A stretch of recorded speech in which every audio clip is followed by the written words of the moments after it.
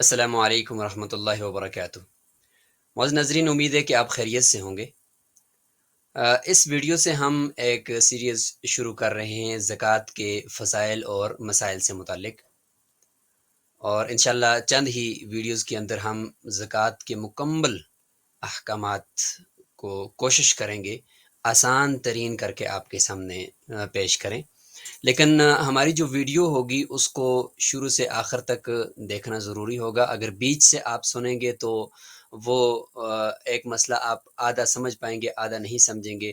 جیسے کہ وہ ایک لطیفہ بھی ہے کہ مولوی صاحب نے یہ بیان کیا کہ یا ایھا الذین آمنوا لا تقربوا الصلاۃ، کہ قرآن میں آیا ہے کہ نماز کے قریب بھی نہ جاؤ۔ تو ایک بندے نے اس کو سننے کے بعد آگے تو سنا نہیں، تو بس اس نے کہا کہ بھئی مولوی صاحب نے آج کہا ہے کہ بھئی نماز کے قریب نہ جاؤ، تو پھر کیا ہوا؟ پھر اس نے نماز نہیں پڑھنی ہی چھوڑ دی اس نے۔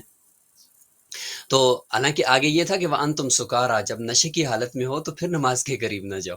تو اس لیے مسئلہ پورا سننے کے لیے آپ کو ویڈیو پوری سننی پڑے گی، تب ہی جا کر آپ کو بات سمجھ میں آئے گی۔ تو انشاءاللہ زکوٰۃ کے جو مسائل ہیں، جو ہمارے ذہنوں میں ہے کہ پتہ نہیں کیا کیا مسائل ہوں گے، بڑے پیچیدہ مسائل ہوتے ہیں، لہٰذا میں تو زکوٰۃ ادا کرتا ہی نہیں ہوں، تو لوگ ڈر کر پیچھے ہٹ جاتے ہیں۔ حالانکہ انتہائی آسان ہے، دین نے انتہائی آسان کر کے آپ کو بتا دی ہے، لیکن اس کے باوجود ہم اگر اس میں پھر بھی کوتاہی کریں گے تو پھر یہ ہماری کوتاہی بنتی ہے۔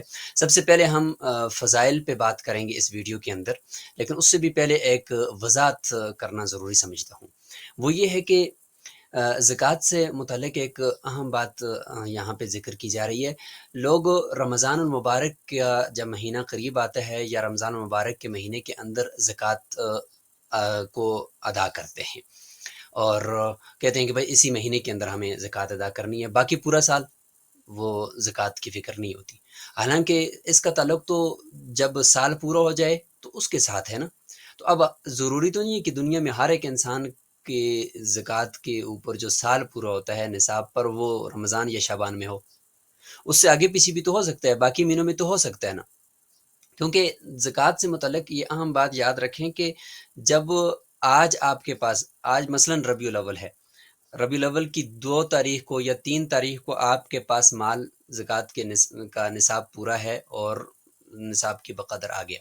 اب اگلے سال ربیع الاول ہی کی اس 3 تاریخ کو آپ کا نصاب پورا اگر ہے تو آپ پہ زکوٰۃ لازم ہے، اس کے لیے آپ کو شعبان یا رمضان کا انتظار کرنے کی ضرورت نہیں ہے۔ تو اس بات کو آپ نے اچھی طریقے سے اپنے ذہن میں رکھنا ہے، تاکہ پورا سال جو غربا ہوتے ہیں، غریب لوگ ہوتے ہیں، نادار ہوتے ہیں، تو چونکہ زکوٰۃ کا فلسفہ یہ ہے کہ ان غریب اور نادار کی مدد کی جائے، تو وہ تو پورا سال بھی تو غریب ہوتے ہیں بیچارے، تو صرف رمضان اور شعبان تو نہیں ہے۔ لہٰذا اس چیز کو ذرا آپ لوگوں نے نوٹ کرنا ہے۔ جب سے آپ کے پاس مال آیا ہے اسی دن سے ہی آپ کا نصاب شروع ہوا تھا، اگلے سال اسی تاریخ کو آپ نے زکوٰۃ نکالنی ہے۔ انشاءاللہ سارے فضائل اور سارے احکامات تفصیل سے آئیں گے۔ اس ویڈیو کے اندر ہم صرف فضائل کو ہی دیکھتے ہیں۔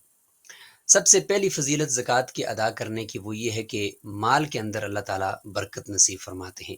حالانکہ ظاہری طور پر تو مال جا رہا ہے، لیکن اللہ تعالیٰ 100 میں سے 97.5 ہمیں دے رہے ہیں، کہہ رہے ہیں کہ یہ میرا ہی دیا ہوا ہے لیکن تم ہی لے لو، لیکن 2.5 وہ میرا حق ہے، میں بھی نہیں کھاؤں گا، اپنے قریب کسی غریب اور نادار کو دے دو، اس کا چولہا جل جائے گا تو بس میرا حق ادا ہو گیا۔ وما انفقتم من شيء فهو يخلفه وهو خير الرازقين، کہ جو کچھ بھی تم خرچ کرو گے، سورہ سبا میں ہے کہ وہ اللہ تعالیٰ آپ کو اس کا خلیفہ، یعنی اس جتنا مال اور اس سے کئی گنا بڑھا کر دنیا میں بھی دے دیتے ہیں اور آخرت میں بھی دیں گے۔ واللہ یضاعف لمن یشاء۔ اسی طریقے سے سورہ بقرہ کے اندر ہے کہ مثل الذین ينفقون اموالهم فی سبیل اللہ کمثل حبۃ انبتت 7 سنابل فی کل سنبلۃ 100 حبۃ۔ آگے پھر پوری آیت ہے کہ اللہ تعالیٰ کے راستے میں جو لوگ خرچ کرتے ہیں تو ایک دانے کی مثال ایسی کہ جیسے کہ اس نے اس کے ساتھ پھر 7 کونپلیں لگیں، اس کے بعد پھر آگے اس کے ساتھ ہر ایک کے ساتھ 100 دانے لگے، تو دیکھیں واللہ یضاعف لمن یشاء کہ اللہ تعالیٰ کتنا بڑھا چڑھا کر پھر اس کو دیتے ہیں۔ نیت کے اوپر ڈیپینڈ کرتا ہے کہ نیت تمہاری کیسی ہے۔ دوسرے نمبر پر یہ کہ رحمت الہی کی برسات ہوتی ہے۔ جو بھی شخص زکوٰۃ ادا کرے گا تو اللہ تعالیٰ فرماتے ہیں کہ وَرَحْمَتِي وَسِعَتْ كُلَّ شَيْءٍ فَسَأَكْتُبُهَا لِلَّذِينَ يَتَّقُونَ وَيُؤْتُونَ الزَّكَاةَ، سورہ اعراف آیت نمبر 154 ہے کہ جو بھی میری رحمت میری ہر چیز کے اوپر وسیع ہے، اور میں جو ہے اس رحمت کو لکھ دوں گا ان کے لیے جو تقوی اختیار کرتے ہیں اور زکوٰۃ ادا کرتے ہیں۔ تیسرے نمبر پر ہے تقوی اور پرہیزگاری کا حصول، وَمِمَّا رَزَقْنَاهُمْ يُنْفِقُونَ، یعنی مومنین کی صفات جب اللہ تعالیٰ ذکر کر رہے ہیں سب سے پہلے سورہ بقرہ کی آیت نمبر 3 میں، تو وہیں پر یہ ہے کہ وہ رزق جو ہم نے دیا ہے اس میں سے خرچ کرتے ہیں۔ چوتھی فضیلت یہ ہے کہ کامیابی کا راستہ ہے زکوٰۃ ادا کرنا، جیسے کہ سورہ مؤمنون کے شروع کی جو آیات ہیں، اللہ تعالیٰ نے فرمایا کہ قد افلح المؤمنون، یقیناً مومن کامیاب ہو گئے، اور اس میں مومنین کی صفات ہیں۔ تیسرے نمبر پر جو صفت ہے وہ یہ کہ والذین هم للزکاۃ فاعلون، کہ یہ وہ لوگ ہوتے ہیں کہ جو اپنی زکوٰۃ ادا کرتے ہیں۔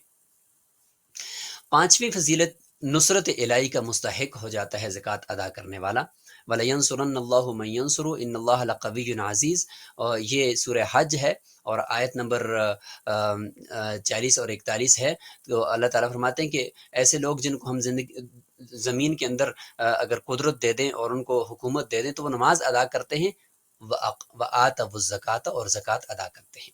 چھٹی فضیلت، تکمیل ایمان کا ذریعہ ہے زکوٰۃ کی ادائیگی، کہ ایک ترغیب و ترہیب کے اندر ایک روایت ہے کتاب الصدقات میں کہ تمہارے اسلام کا پورا ہونا یہ ہے کہ تم اپنے مالوں کی زکوٰۃ ادا کرو۔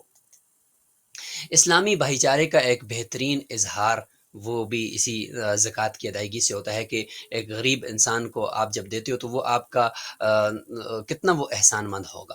اسی طریقے سے مال پاک ہو جاتا ہے جب آپ اس میں سے زکوٰۃ کا مال نکالتے ہو، تو بقیہ مال آپ کا وہ پاک اور حلال ہو جاتا ہے۔